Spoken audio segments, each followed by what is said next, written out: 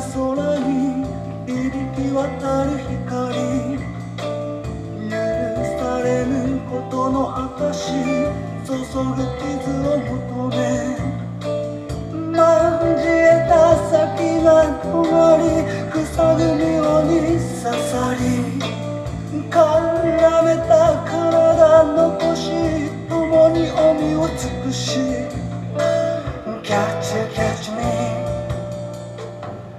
If you wanna my song Catch you, catch me If you wanna my song ひまれて開く空に轟くこの舞望み果て祭るそれにうさぐれんつゆさむ開かれた夜に向かい沈む妙に流しかされた体放ち共に空いただかず Catch you, catch me If you wanna my song Catch you, catch me If you wanna my song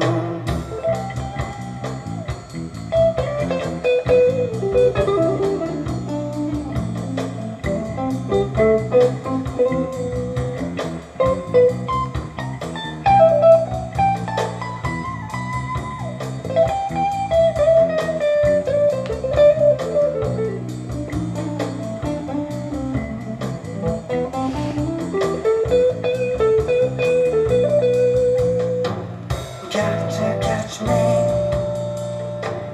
If you wanna my song Catch you, catch me If you wanna my song 紡ぐ声触れる胸にそそり立ちからまり Hi, I'm John DeVore. Welcome to the channel. Today's a record review, and I am jumping back to the record that I have been obsessed with now for a few weeks since I received it in the mail, and that I had mentioned when I did the ECM Jack DeJohnette, Keith Jarrett, Gary Peacock record. And the record is, well, it's an EP, or maybe almost a single, and it's a collaboration between two Japanese bands that have been around doing their thing for over 30 years. One of them is Z.O.A, who actually they've been around since the 80s. And the other one is Boris. I first discovered this record because I am a big fan of Boris. Both of these bands are very experimental, goth in a sort of a way, very industrial noise, rock, prog, to varying degrees depending on which band we're talking about. I saw Boris in concert in Brooklyn some years ago at a venue called Warsaw, and it's a medium-sized venue with a good-sized stage and a separate bar that has a very large opening but is reasonably far away from the stage and from the PA system. And I have to say that the Boris show that I saw with a couple of my friends is the loudest show I have ever been to. It was mind-bogglingly loud. I always go to rock and jazz shows, for that matter, with earplugs in my pocket. They are musician-grade earplugs. They're actually by a company called Heroes. Cute. And these were, I believe, my 12 dB attenuating earplugs. So I started off the night with them in the normal position. And gradually, after several songs, things started to get louder and more intense.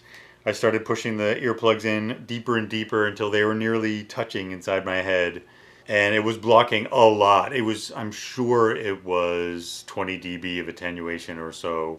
But the music was so loud, and it wasn't distorted in any way other than what was intended with guitar pedals and things like that.